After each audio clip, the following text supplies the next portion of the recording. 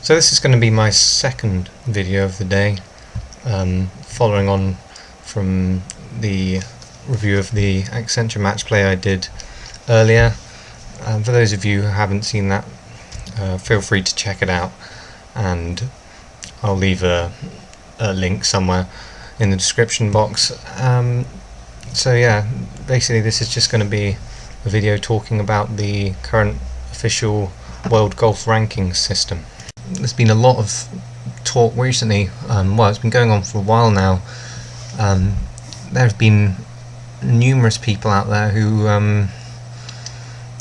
aren't convinced, maybe I should say, with the current world ranking system, and mostly, generally, they are coming from Americans, these complaints.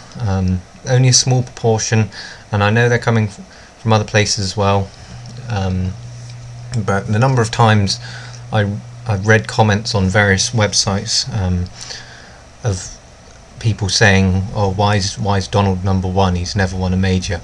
Westwood's number 3. He's never won a major. Kaymer and McIlroy 2 and 4 in the world, and they've only won one major each." What I would say to that is that no one is dominating the game anymore, and I know some people, that's me one of them, who've just had a decade growing up of Woods just completely dominating every tournament that he entered, and just miles ahead in the world ranking points, clocking up consistently 2 majors on average a season. But the game is not like that anymore, and I think we've had something like the last 12 majors, we've had 12 different winners.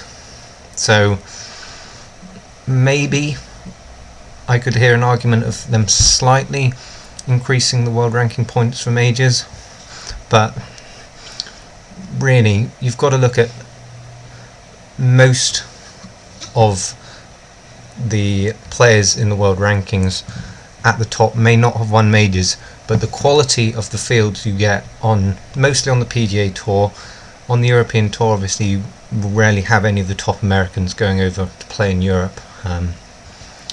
That's maybe a different conversation there, but on the PGA Tour certainly you'll have 30 or so guys out of the top 50 in the world playing in most regular season events.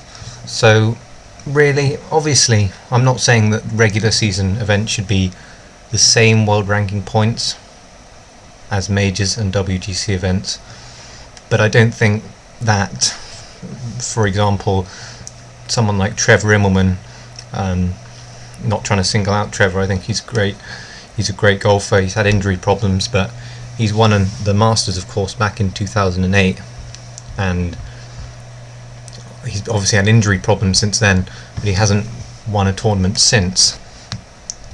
Just using that as an example, we have a guy like Immelman who had a very good week at the Masters in 2008. He's had injury problems since, and he's recently got back playing more regularly, but he's really been struggling.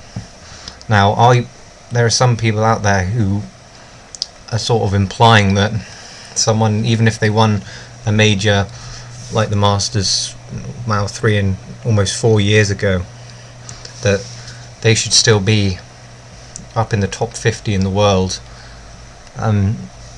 It doesn't really make a lot of sense, because of course the top 50, if you're in the top 50, whether you're 50th or first place as you go to the cut-off point for the next major or the next WGC event entry, then whether you're 50th or first, anywhere in between, you qualify for that event. And the top 50 guys in the world, for me, should be consistent, relatively speaking, with the odd exception over the last year or the last 20 tournaments. So I should be able to go and click on Luke Donald and just scroll down his last 20 results and just go, okay, top 10, win, top 10, just ticking them off. And okay, maybe he doesn't win every event that he enters. But if you go in and actually look at his consistency in results, obviously he won the money lists on both the PGA and the European Tour, which is for me an amazing accomplishment, considering that some guys on the PGA and European Tour would have played twice as many events and still earned less money over the course of the season, obviously with Donald deciding to split his time fairly evenly between both tours. So I could understand if you look at Donald's tournament results and you look into the field and you're getting maybe guys, he's finishing top 10 in tournaments where predominantly his opponents are outside the top 100 in the world ranking, or maybe on a tour which isn't quite as prestigious, such as the Asian Tour, then maybe the world rankings would maybe need to be readjusted then.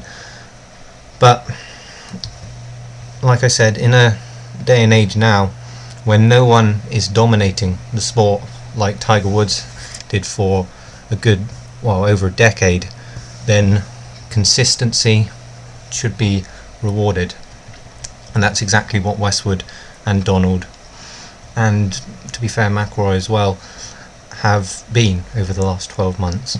So one thing I would say I don't agree on is the FedEx Cup points.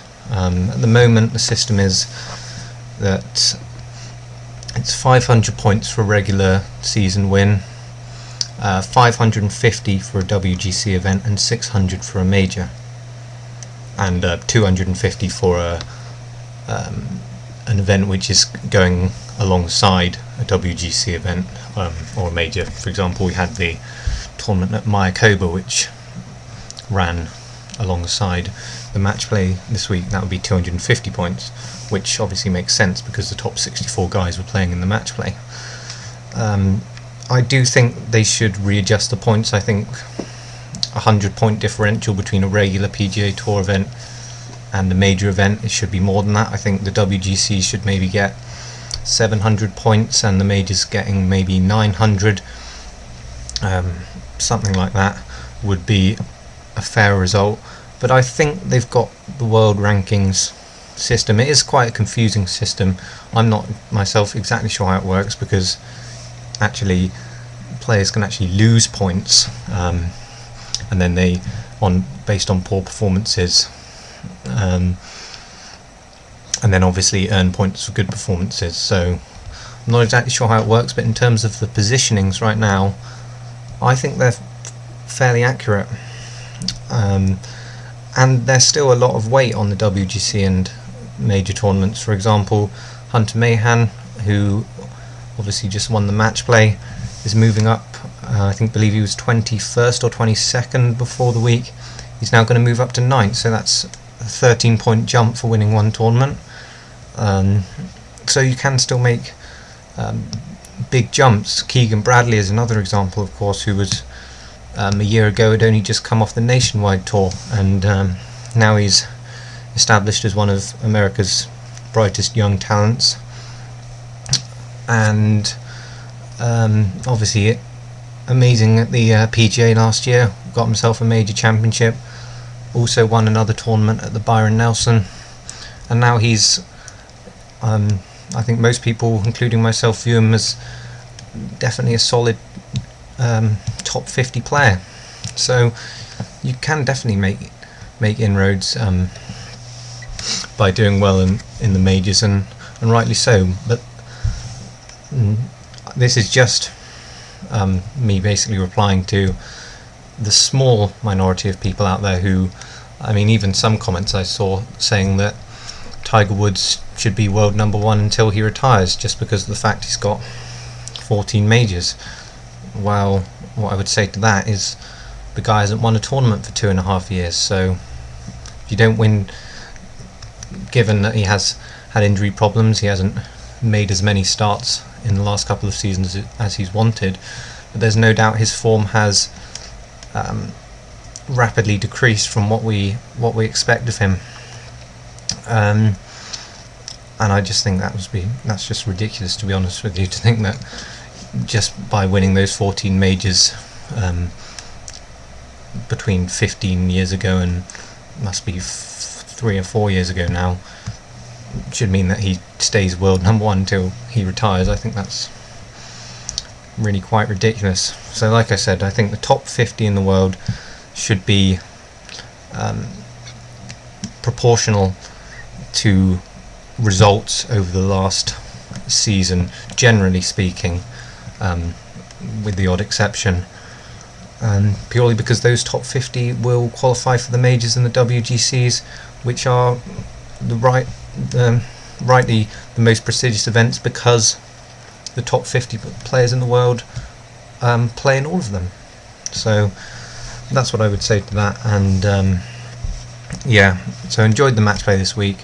Looking forward to the Honda Classic next week, with obviously Tiger Woods playing, McIlroy and Westwood also playing, and then the WGC at Doral the week after that. So it's exciting times for the golf, for golfers and fans of golf all around the globe. So yeah, and that's it for now.